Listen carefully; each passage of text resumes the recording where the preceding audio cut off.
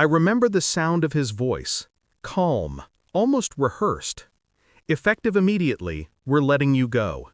He didn't even look me in the eyes when he said it, just stared at the company letterhead in his hand, my name printed below the words termination notice. No warning, no reason, just done. It was my 36th birthday. The office was silent. A few heads lifted, pretending not to listen. I'd spent 12 years building that department from the ground up, my policies, my clients, my reputation. And now, Daniel, my boss's son, the arrogant heir with an MBA and an ego to match, was firing me. I didn't argue. I didn't plead. I just stood, collected my pen, and walked out. Silence was my weapon.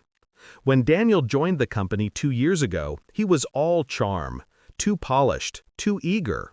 He'd hover by my desk, asking questions he already knew the answers to, pretending to learn from me.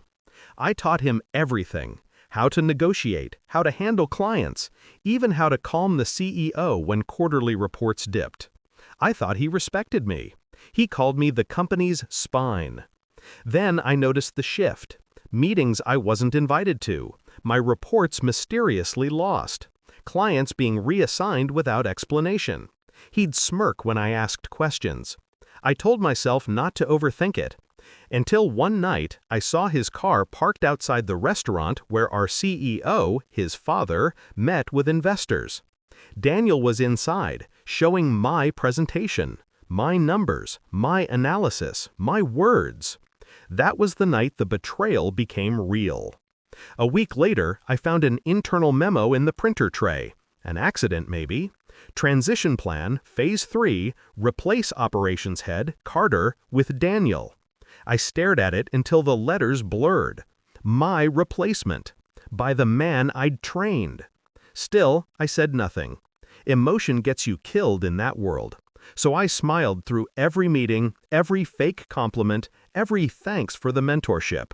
He thought I was blind. He mistook silence for surrender. I started planning the next morning. Step 1, copy everything. Contracts, client lists, internal emails, years of intellectual property I had created and they'd stolen. I sent them to my personal drive, encrypted and time-stamped. Step 2, contact. There was one client Daniel had no control over, the largest logistics partner we had. I'd helped them recover from a near bankruptcy 5 years ago. Their loyalty was personal. I asked for a private meeting. Told them, calmly, that I'd be leaving soon, but I'd ensure their contracts remained untouched, if they came with me when I launched my own firm. They agreed, and they weren't the only ones. Step 3, timing. Revenge only works if it's quiet until it's not. So when Daniel fired me that morning, I didn't flinch. I already had my resignation letter drafted, dated for the same day. He just got to it first. I smiled at him before leaving. He mistook it for defeat. 4 hours later, my husband took me to dinner. "Forget them," he said. "You deserve better." He handed me a folder, pale blue, embossed. Inside was a business registration form, my name, my company, already approved. He'd been helping me quietly for weeks.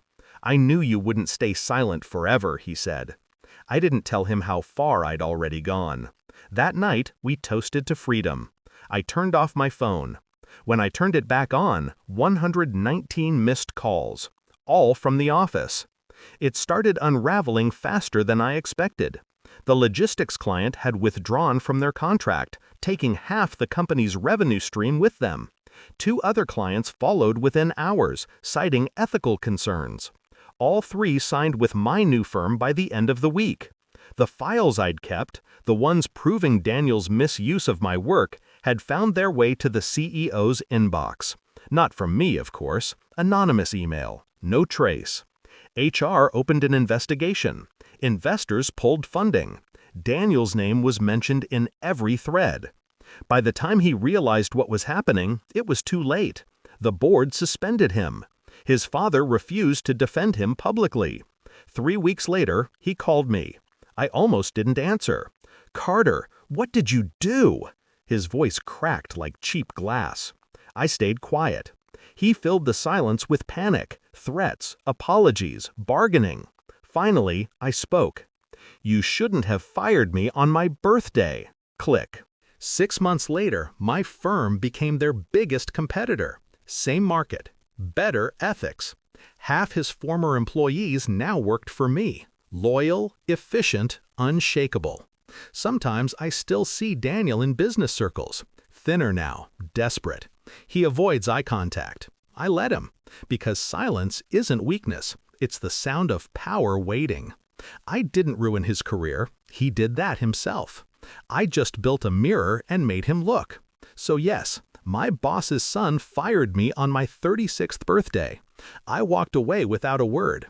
But when my husband handed me that folder, the game began.